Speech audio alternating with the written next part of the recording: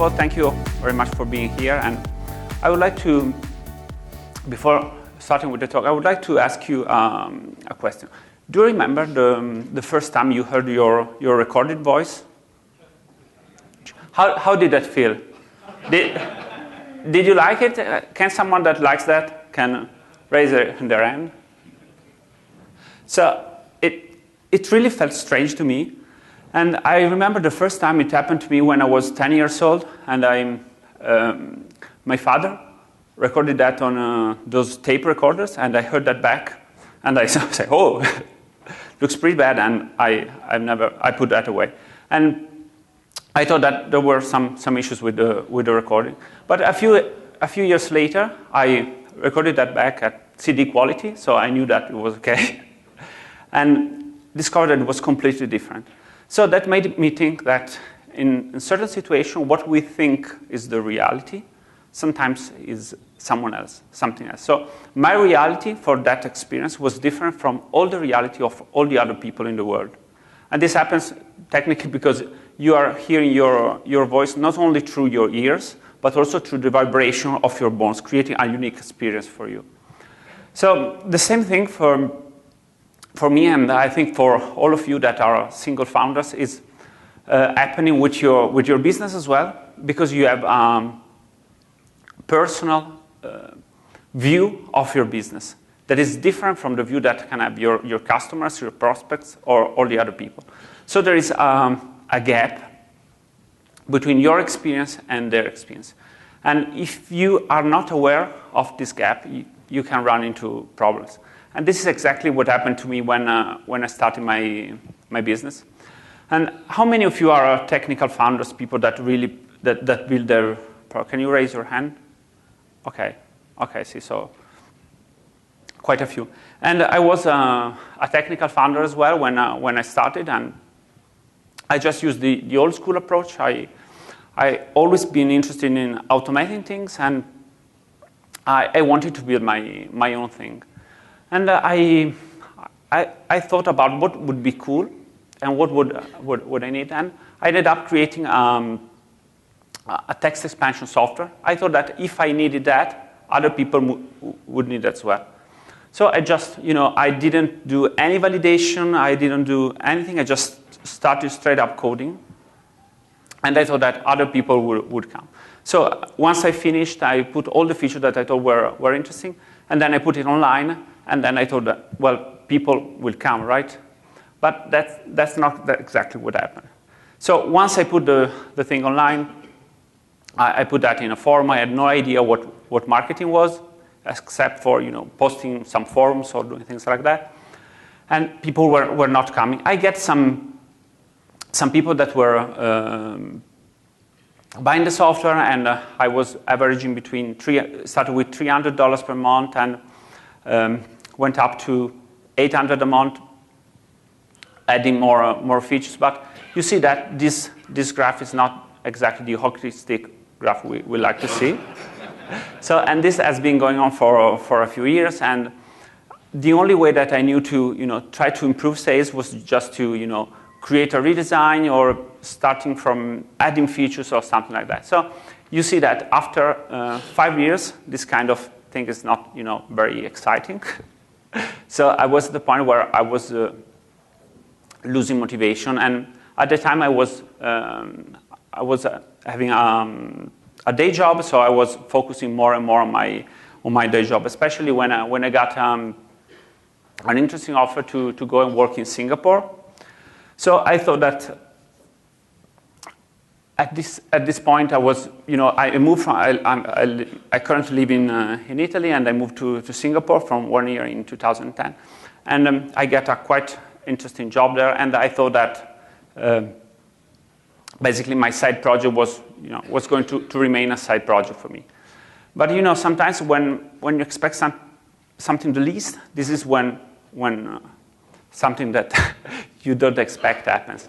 I don't know I think that if you've been in business for quite some time, you can think of an event or someone that created a big change in your life, a person or something that gives you a boost, and where you can clearly see a before and after. And I have this person. I'm sorry. This guy.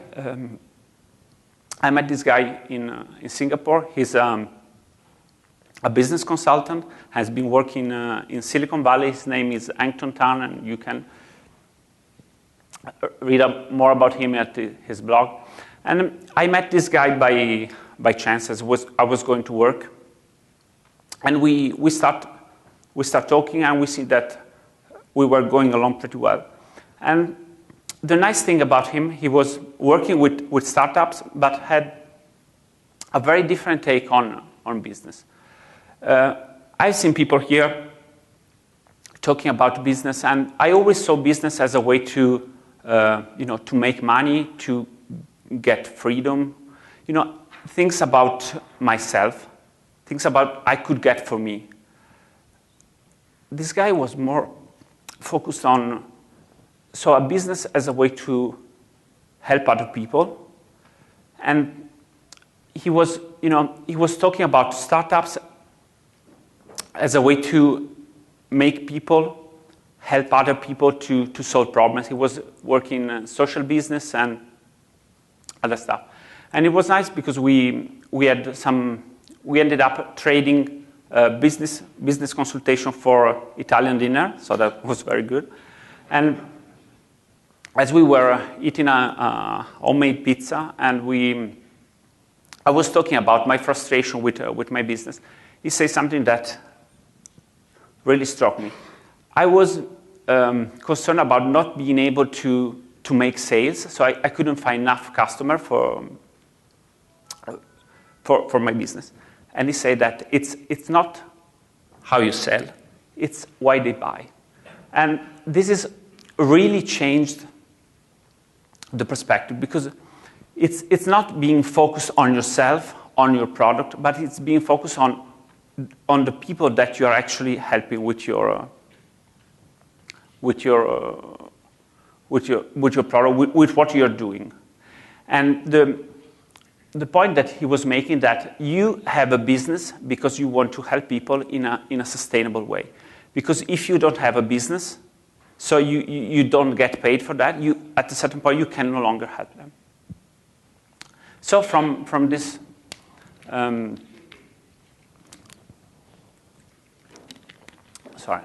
having this conversation with him really changed everything about my business, and I understood that I was completely off with what I was doing so far. Because I didn't even know if the product that I had was really satisfying a need. I didn't know anything about that, so was that really useful? As he then saw, I was just driving blind at this point. And I also didn't know anything about the audience that I was targeting to.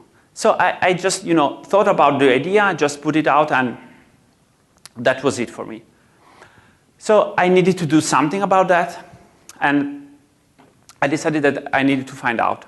And to find it out, I decided that I wanted to call my customer. I had customer that have been returning to that have purchased for me for more than one time. And I decided that calling them, having a conversation with them, was the best way to really understand what was going on. So I basically focused on 3 phases in their journey when discovering my solution. The first one was understanding what was the problems that we're having. I had no idea of what problems they were having. I was just thinking that they had to do things more efficiently, but that doesn't mean anything for them. And with those calls that I made, I understood that there are a lot of doctors use my software, and that they have very specific problems with the changes that are going on here in the US with the documentation that they are required to oblige. So I discovered that they are using that to create their notes, and they are using templates, and that I was saving for them up to 3 hours per day. So that was good to know.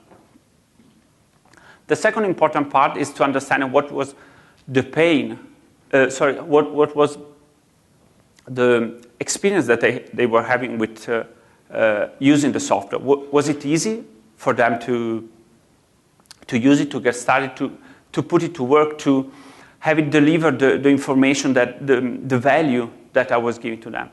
And I discovered that it was not. It was way too technical, and it was very hard for them to.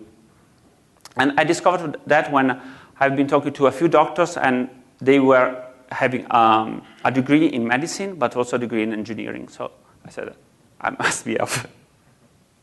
And the third thing is to define exactly what are the benefits that they were having. So it's not just saving time or saving money. I wanted to understand what was the benefit that they were bringing home. And for most of them was, being able to spend their weekend with the family, not doing their notes, or getting more time to do things. And others told me that it was avoid them from being sued as well. So at this point, I gathered all this information from 20, 30 calls of different people, and I needed to collect all them and making them useful to move things forward. So this started a new journey, and that was on two aspects. One was redesigning the software, and the other one was recreating the marketing copy. So regarding the software, I needed to remove all the technical things and all the technical language that I put in. I guess I see some people nodding. I think some of you can recognize that. And to make the process of getting started very, very easy. And the other thing that was even more important was to being able on the website, on the marketing copy, to resonate with them. Resonate means that when they get to your website, they see the solution that you're offering, and they understand that this is not something that they can use or they can adapt to what they are doing, but this is something that was made just for them. And to do this, I found that the course and the books of Joanna Wiebe of Copy Hackers were really great, and she talks about the voice of the customers. So you need to extract the information, that the words that the customers use to describe the problem, to describe the solution, take it out and reflect on that on your website. And doing this change, so focusing really on the customer, created a big change in the business as well. So as you can see from 2000, basically in 2011, I worked at the redesign of the website and the page. And in 2012, I got a significant improvement in sales, and also in 2013. And I was basically able to 10x the business in a couple of years.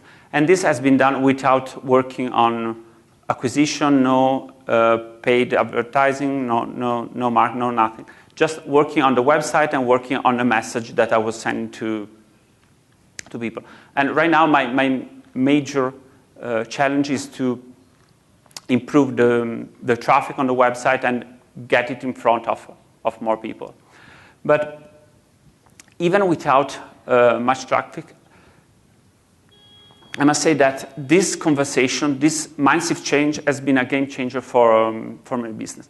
I was very worried about calling the customers, and I never had done that before. But I discovered that when I called them, they were very happy to talk to me, and they thanked me at the end of the call because they were able to explain which are the problems they were having, and I was able to help them find a solution. So my final remark to this is that if you are worried or afraid of calling your customers and you think that it's a waste of time, I suggest that you don't be, because it's really the best time I have spent to grow my business. So that's it. Thank you.